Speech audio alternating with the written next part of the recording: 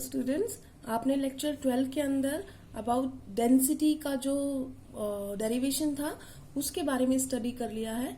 आज हम उसके न्यूमेरिकल भी करेंगे साथ में।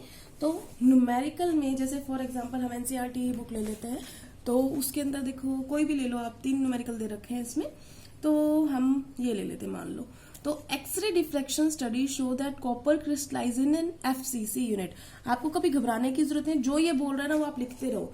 तो देखो उसने बोला है एफसीसी, तो एफसीसी के लिए आपकी जेड की वैल्यू कितनी हो जाएगी 4।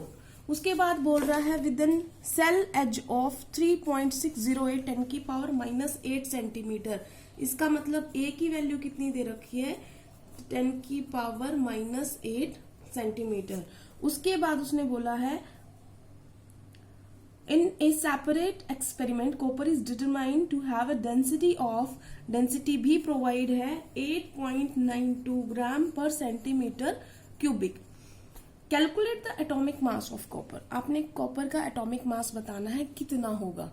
तो उसके लिए आप सिंपल आप अपना फॉर्मूला जानते हो। आपसे पूछा क्या गया है, आपसे m पूछा गया है।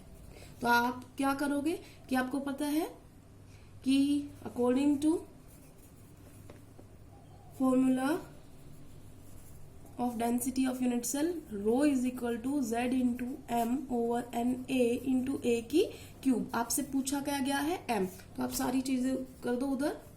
z into आप इधर भेज देते हैं, सारे पहले ही भेज देती हूँ मैं इधर। चलो तो m को इधर ही रहने दो, बाकी को भेज दो। Rho into N A into a की क्यूब ओवर z। रो क्या है यहाँ पर 8.92, Na 6.022 10 की पावर 23, a की क्यूब कितनी है 3.608 10 की पावर -8 और क्यूब क्योंकि वॉल्यूम निकालना है हमने, और z कितना है ये 4 है। आपने जब सारा कैलकुलेट किया ये आपकी m की वैल्यू आ जाएगी 63.1।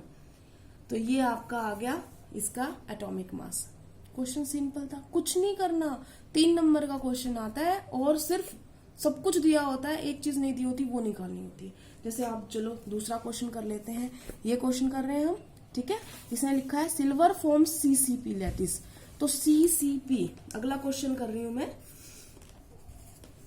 सीसीपी तो इसका मतलब जेड की वैल्यू एफसीसी के बराबर ही है। सीसीपी को एफसीसी बोलते हैं ना।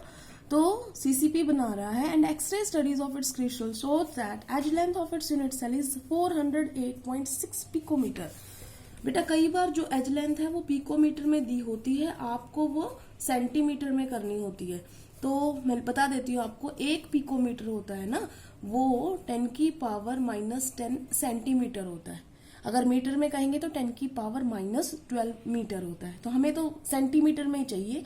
ये सारे क्वेश्चंस हम ग्राम में मास लेंगे और सेंटीमीटर हम लेंथ की यूनिट लेंगे। तो अब 1 पिकोमीटर इतना है, तो अब हमने ए की वैल्यू निकाली, तो ए की वैल्यू क्या हो जाएगी 408.6 इंटू 10 की पावर -10 सेंटीमीटर।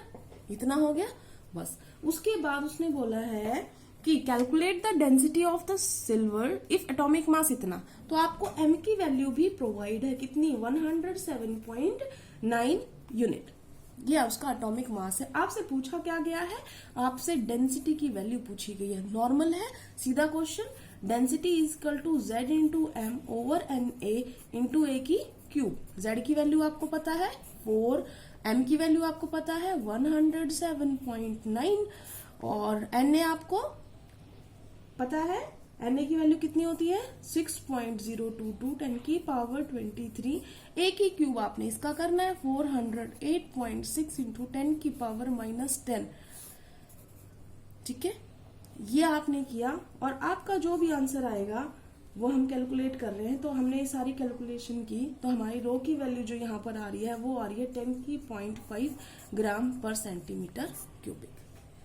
नॉर्मल क्वेश्चंस हैं बेटा, घबराना नहीं है। तो आप इन क्वेश्चंस को इजीली कर सकते हैं। अपनी प्रैक्टिस के लिए आप अपनी बुक से एक और क्वेश्चन भी कर सकते हो। शायद 3 क्वेश्चन दे रखे हैं, तो मैंने 2 करवाए हैं एनसीईआरटी में, तो आप वो कर सकते हैं। Thank you class.